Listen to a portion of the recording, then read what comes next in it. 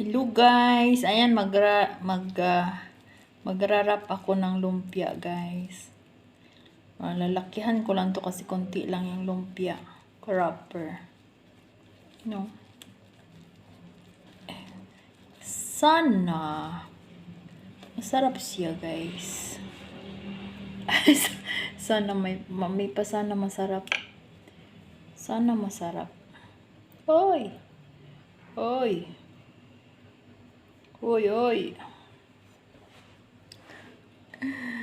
Yan, ganun lang magbalot, guys. Yan. Tagsang kutsara lang kay kuan man ka ng dagkuan kay siya pag dagko. Gamay rang wrapper. Saba.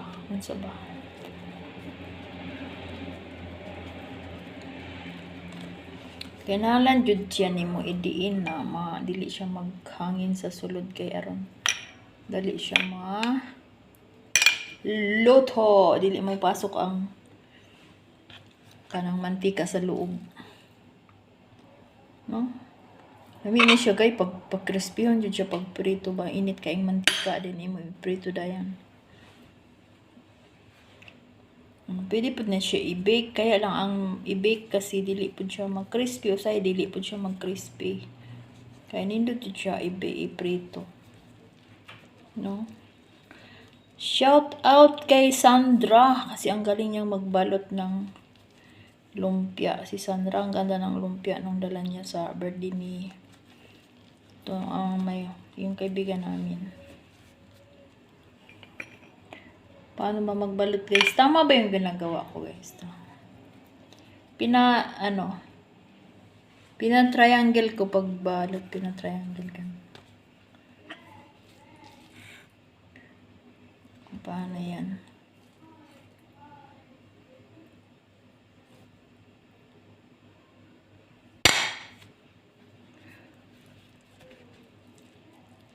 Matutuwa yung aking bossing, no, na babae pag magluto-luto ako dito. Yan, nagustuhan na niya yung aking cake. Lagi na ako nagluluto ng cake. Hindi na siya bumibili ng cake sa labas. Dito na lang nagluluto sa bahay pa silang mag-asawa. Natutuwa ako sa sarili ko kasi appreciate nila yung luto ko, no? Magluto-luto naman tayo pero hindi tayo as in magaling talaga. Marunong lang tayo. Basta marunong kumain, marunong magluto. Hindi pwede yung marunong lang tayong kumain, hindi tayo marunong magluto. Sa pagluluto kasi, mas lamang talaga yung napag-aralan mo kasi may mga teknik-teknik pa dyan. Pero ngayon, madali na ng matutunan yung mga pagluluto kasi nasa yung mga the way kung paano ginagawa sa internet na. Nanonood ka na lang, no? Or i-google mo or i-YouTube. Nandyan na lahat.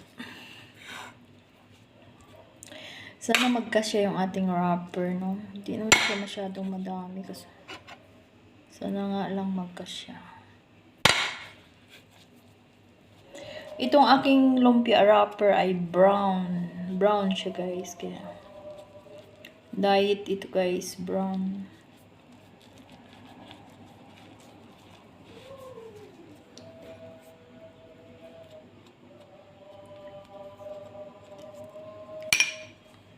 Habang nag-wrap tayo, nagkwentuhan tayo, kumusta na kayo dyan? May sarili akong mundo guys. Kasi anong gagawin ko dito guys? Basta may time ako, okay lang guys. So nagluluto din ako dito ng tinapay, no? Luto lang ba? Para hindi mabagok. O minsan wala talagang libangan dito.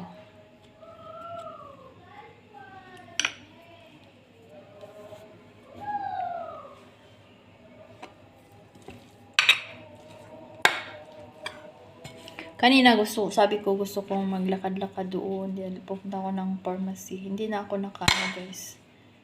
Mabilis ng oras. No? Hindi ko lang pang halos nagawa. Naikot na yung oras.